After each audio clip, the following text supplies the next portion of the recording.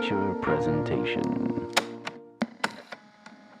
Welcome back to another Untitled Movie Review. I am one of your hosts, Matt Rohrbeck, alongside. He's allergic to tomatoes, but he is Tomato Meter approved, Eric Marchin.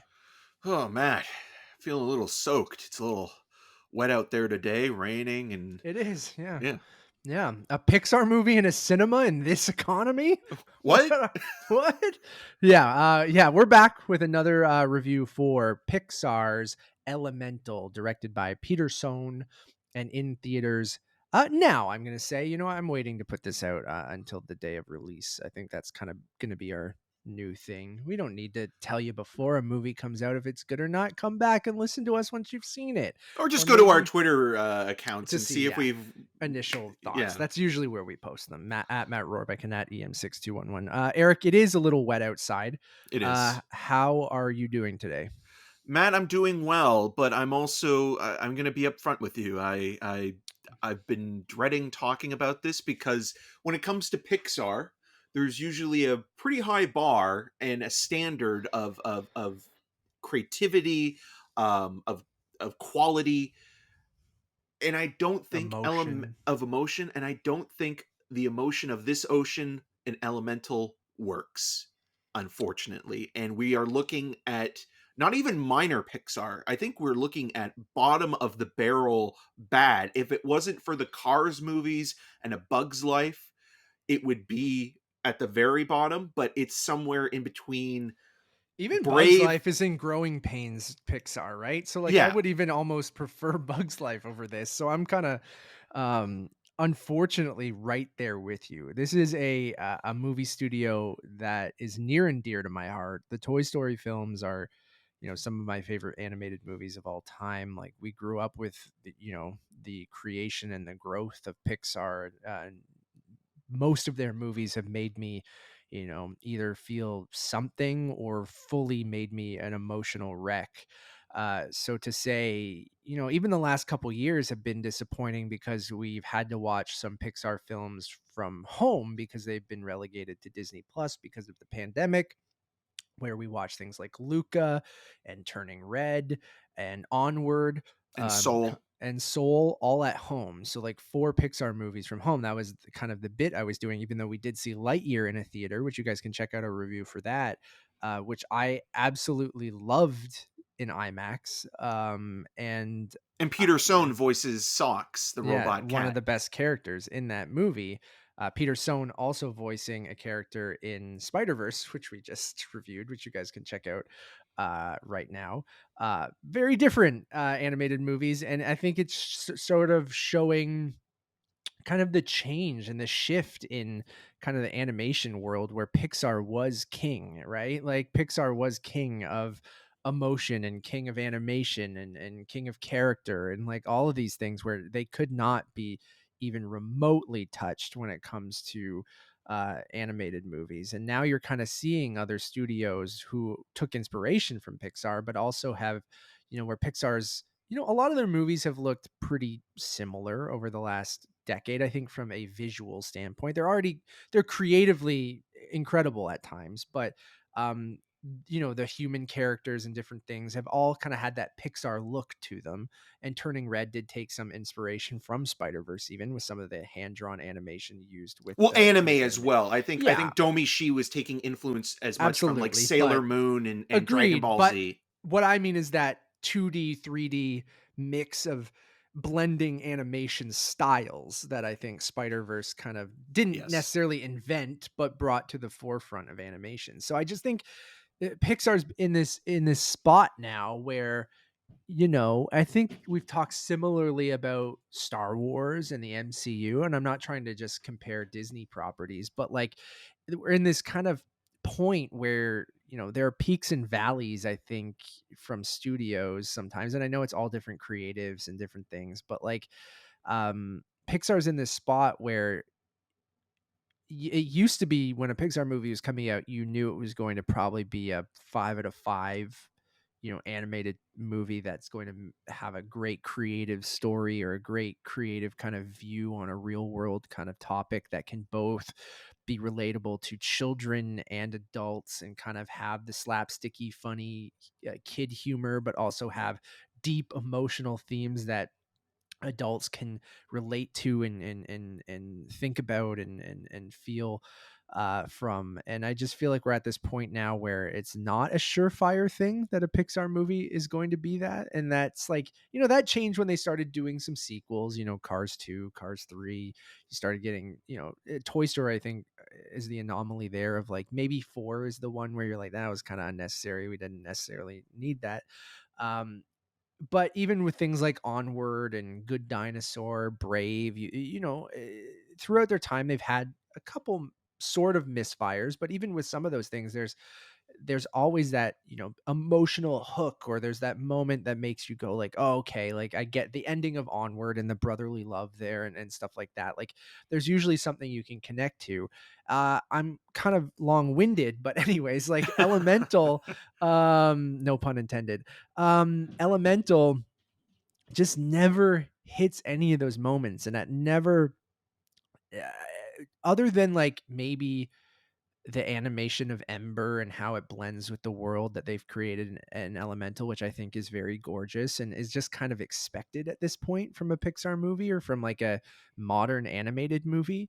Um, there's just not much there. Like it tries to take kind of a classic romantic or rom-com kind of approach, which is maybe something we haven't seen in a Pixar movie, but just just like a lot of generic rom-coms, it just feels sort of like a generic rom-com. A lot of puns, a lot of really kind of heavy-handed and kind of um bad dialogue throughout the whole thing. Like it almost seems like Pixar, they've done so many movies at this point, and they have so many great ideas, and taking real world things and finding a way to make some analogies and allegories in their films that feel organic and that feel like a really beautiful mesh between reality and animation, and these fantastical worlds that still make you go like, that's such a clever way of taking this really important thing or this really emotional thing from real life, and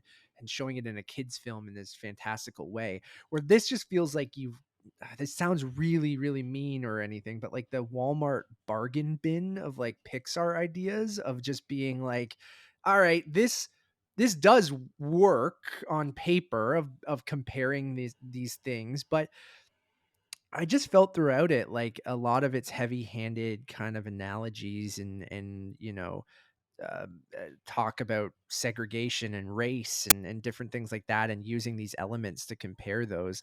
And there's more than that, but I'm just kind of distilling it down to its, just its simplest form. I just never worked for me, and almost felt at times like, I don't know if this is the right way of kind of portraying these very important themes, where it kind of like loses some of its importance when you're using water puns or fire puns, and like and just kind of having really kind of bad dialogue of how fire and water don't mix, and or like, he's water, get out of here, and like stuff like that, where it just ends up being kind of like, oh, I don't like this, and it's not clever and it's not funny. And I just felt that throughout this whole movie, where it just became tedious to watch, and it's short but feels long, and it's, again, gorgeously animated. It has some funny jokes in there, but I think me and you laughed at a couple of the same things, which is just few and far between. A lot of the stuff where we kept going, like looking at each other and going, oh no. and like, and that's so disappointing for a Pixar movie, and I've never felt that in a Pixar movie. There's ones that I'm kind of indifferent about, I mentioned them already, but other than maybe the Cars movies, which I actively don't like, this is the first original Pixar movie in a very, very long time that I'm like, oof, this is a misfire. No pun intended. Eric, go ahead. It went from surefire to misfire. Yeah. And it's weird because when you're watching it, I think it's about halfway through when you begin to clue in that this movie is very surface level or shallow, and there's not going to be that much of a deep dive going into the story and the metaphors and the emotional core of what this is being presented as, but you're always thinking to yourself, okay, it's a Pixar movie, so I want to give it the benefit of the doubt. And while watching it, you're thinking like, okay, there's going to be a moment where it is going to connect or it is going to click, and there's going to be the reveal of why this movie, was originally pitched in 2015, and Peter Sun has been working on it since then, was developed in the first place. But it never happens. And a lot of the jokes that are intentional are never funny, and you're cringing at moments that are supposed to be insightful or bring some Romantic. sort of relevance to the characters, or where they are in their lives, and also show the differences and the diversity of these individuals, or these elements as individuals living within the city and outside of the city, because the fire community specifically are relegated outside, where earth, wind, and water are all kind of central within the city landscape and element city. So you're thinking to yourself, okay, well, you've kind of seen this with Zootopia, which isn't a Pixar movie, but is a Walt Disney animation film. And so, you're comparing it to that, and that movie's not perfect by any means, but I think it did a fairly good job of showing a utopian society that has an underlying issue that it needs to kind of develop with different species getting along, and sort of showing that to kids about race relations and prejudice, and those terms that are maybe harder to understand when you're 2 to 4 to 5 years old, but it's still good to have those issues addressed, and Yeah. and have that conversation started. With this, you're watching it, and I think the biggest problem is the romance, is that you never, personally, I never bought in to Ember and Wade's love story about this kind of rom-com. And in fact, I think Wade is not only one of the worst protagonists in the Pixar canon, I just think he's kind of a horrible human or water person Just being. because he's the central reason why, you as you learn about the story, Ember is taking on her father's mantle, and running the fireplace, which is his store, and she has a temper issue that she's kind of trying to get over, and become a more kind of well-rounded person. And Wade kind of pops out of one of her pipes one day, and there's water problems and water damage in the basement, and he's the one, as the city inspector, that basically writes up all these citations and sends them to the city.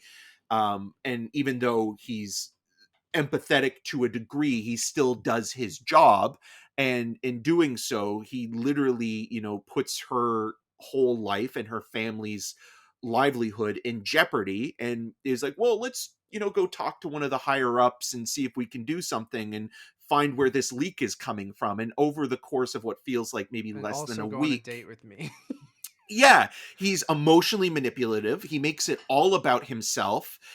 He even takes Ember's story and vulnerability and emotion, and puts it onto himself, and makes you feel as though he is just so loathsome as a character. And I think that that's a big part of why this movie doesn't work. Yeah, visually it's gorgeous, but that's the bare minimum when it comes to a Pixar movie. The mandate of Pixar, when they started, when they made Toy Story and continued, was that we're going to combine state of the art, cutting edge technology, CGI animation, with thoughtful, compelling,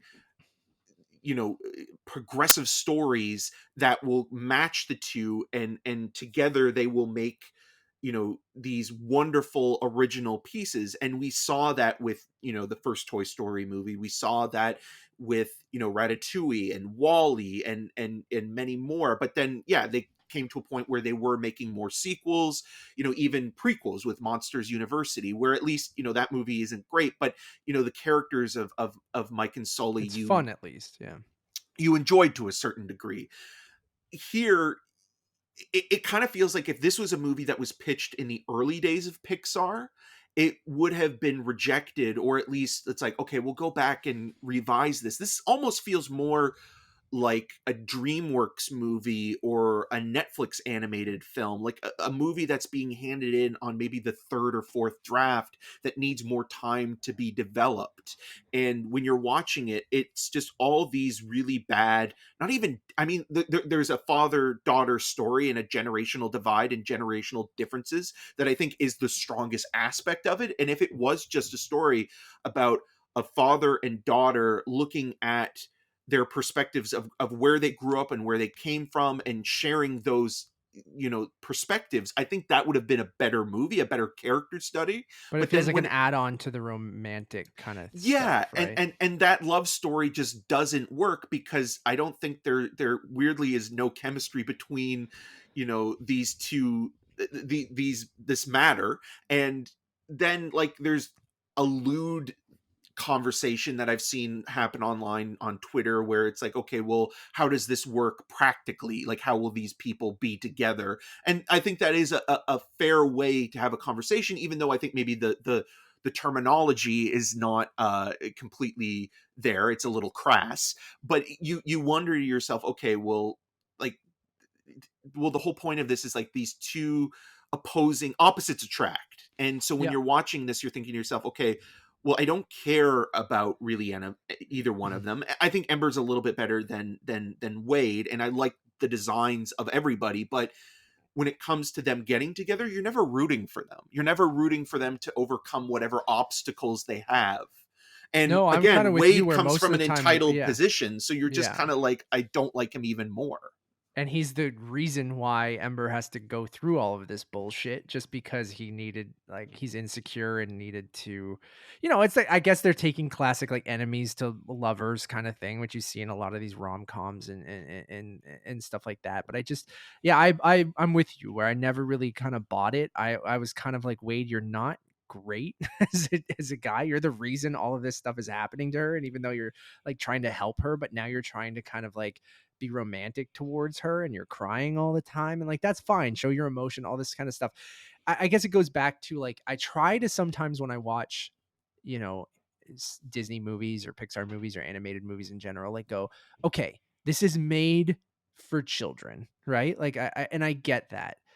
Yes, I think Well, first because and I foremost think it I think is. Pete Docter, like I was reading an article where he was saying like we don't make these movies just for children. I get I, it, I but agree with you though. Like it is for children in the sense of like these are and I'm animated not, movies for yeah, Disney, but you have, I think you're opening yourself up for criticism I too, agree. because Go Pete ahead. Docter is saying these movies are also made for adults. So Yeah. when you're making them for adults in mind, then you are making something And that's they've below always standard. and they've always done a great job. I think it's something we've talked about all the time when we reviewed Soul and when we reviewed numerous Pixar movies, of how great they usually are making it accessible to both children and adults, right?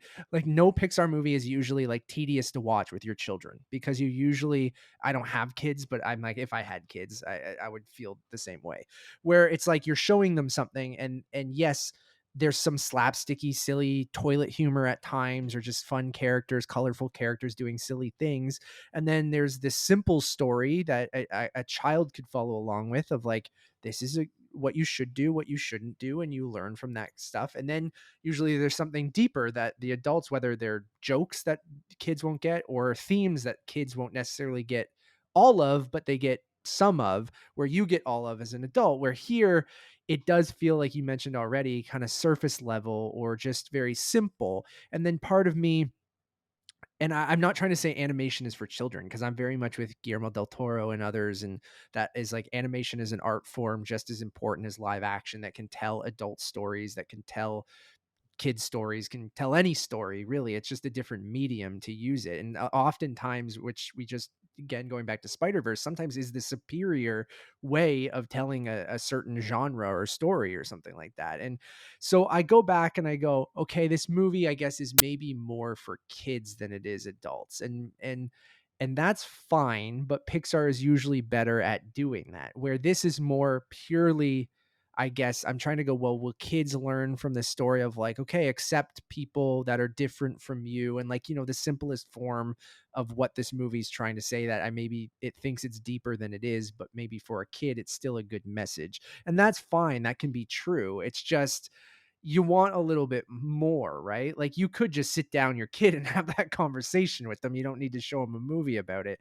Or watch Where Zootopia. yeah, and Zootopia is the superior thing that kind of maybe already did that. And you don't necessarily need to kind of redo ideas just in a slightly different way. You're using elements instead of animals, right?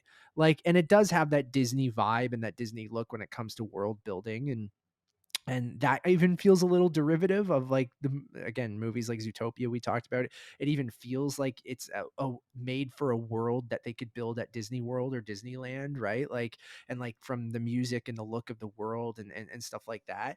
And so I don't know, like just throughout the whole thing, you're just going, I've either seen this before, it's analogies and metaphors are just very in your face, very heavy handed, and just kind of maybe shouldn't be depicted in the way that they do.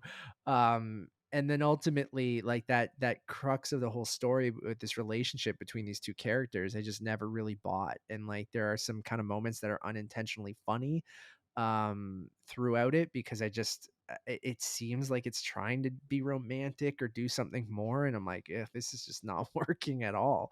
And then finally, like I've already kind of mentioned it, but I will say, as on a finishing on a positive note for me, like I do really like Ember's design, and that's kind of that inspiration that we've said, where they're kind of evolving with animation styles a little bit. And I've mentioned this to you, where even Disney with Disney Wish, which is coming out later this year, that has kind of a different vibe to it than Disney animation has kind of traditionally looked over the last decade, maybe, where it's kind of still that 3D animation, but still adding 2D elements, or mural backgrounds and things like that. Where in this movie, how the different elements are animated, I would say that fire is the only one that looks uh, truly unique. Like it's animated completely differently. And I do really love the look of the fire people in the movie. And I liked Ember for the most part. Like I think Leah Lewis's performance was good as Ember, and I thought that character was probably the most. It is her story ultimately, but like she never annoyed me like Wade did, right? Like I kind of was fine with her. I just wish there was kind of more to it. So ultimately I don't have much more to say other than it was like really kind of disappointing. And I was excited to get back to the theater to watch a Pixar movie again, because I was so happy to see Lightyear in theaters, especially in IMAX. I hope they bring that back to IMAX at some point somewhere, because that is the way you should see that movie. But going back and seeing an original Pixar movie is like, it should feel like a special thing, and it should be a special thing. I'm not saying it should be like, but your expectations are that it will be because of their history, right? They are so great. So when you get something that is subpar or even below subpar, is really, really disappointing. So I am going to have to give the film a 2 out of 5. Pretty disappointing as a whole. Very disappointing as a Pixar film. Kind of probably in the lower bit of my rankings of Pixar movies. Like I'd have to watch Good Dinosaur again and Brave again, because it's been quite some time since I've seen either of those movies. But even if you're talking about some of the more disappointing kind of recent Pixar movies with Onward and Luca, even to an extent, which I thought both of those movies were fine. I didn't dislike either of those movies, kind of like I do with this one. So yeah, they're kind of having a few more misses than hits lately, which is a little bit concerning, but it is what it is. Yeah, just didn't vibe with this one. What about you, Eric? Yeah, it feels a little bit like the quality of other studios that have been competing with them have caught up a little bit now with Pixar, where, DreamWorks has had the How to Train Your Dragon movies. We've talked about Sony with Spider-Verse and Phil Lord and and Chris Miller, and Mitchell's even versus the Machines. Machines. Yeah. Yeah. So it kind of feels like, there truly is a little, and international animation movies when it comes to Studio Ghibli and things like that. So there's a ton. GDT's Pinocchio, things like that. Yeah, absolutely. Like so there's more competition now, and I think Pixar was the one that raised the bar for everybody else to kind of try to set a new standard. And not that Pixar's coasting, because there's a lot of hard work and time and dedication that goes Oh, into everything, absolutely, yeah. but this does feel as though like it is a complete and utter write-off when it comes to what Pixar is truly capable of, and not representative of the great films that they've released overall. And so with that in mind, I'm also going to have to give this movie a 2. And again, it's just unfortunate because there is so much to like. And I think even some of their recent output, I mean, you mentioned Luca, and I think Luca is a movie that doesn't work either, but at least the characters are more likable, and the world, while familiar, is also beautiful, maybe with a couple of exceptions here or there. Good Dinosaur and Brave had some problems behind the scenes in terms of the structure of the story and people coming and going. So there's not a competence problem when it comes to Elemental. It's just more so, I think, a story issue where it just feels like it's a little underdeveloped, and you're not really taken by the two leads. And when you're not engaged with the romance, which is the essential element of a rom-com, then it's almost impossible to get any interest out of, and you almost begin laughing at the film than with it in any way whatsoever. And then I think, again, it's a little bit out of touch with some of its metaphors and sort of the human elements it's applying onto the story. Again, the immigrant story, I think, is a really fascinating one, that if it was just a father-daughter story, it would be more captivating, more compelling. But maybe in a commercial sense, it's like, oh well, we need those traditional kind of tropes in order to get people interested in it. We need a love story, we need a relationship to develop, instead of a person finding their own way. There's an element of this narrative that feels like it comes out of left field in the second to third act. That's a major character arc for Ember, in terms of what she wants to do with her life. That just, again, you're watching that and you're like, okay, maybe this should have been introduced in the first act, or been something that would have been the main focus, and not Or it's simply like too subtle, right? Like they yeah. kind of hint at it, but it's not like, it's almost where they weren't subtle at all in certain areas. In that case, you're like, wait, this feels like this is coming out of left field. Like, anyways, yeah. Yeah, and that character sort of dynamic or development that's being brought in is a good one. And again, it works really well with the father-daughter dynamic and the generational burden, and feeling like an obligation to do whatever you have to make your family sacrifice worth it, and to show gratitude and respect, and those elements are all wonderful.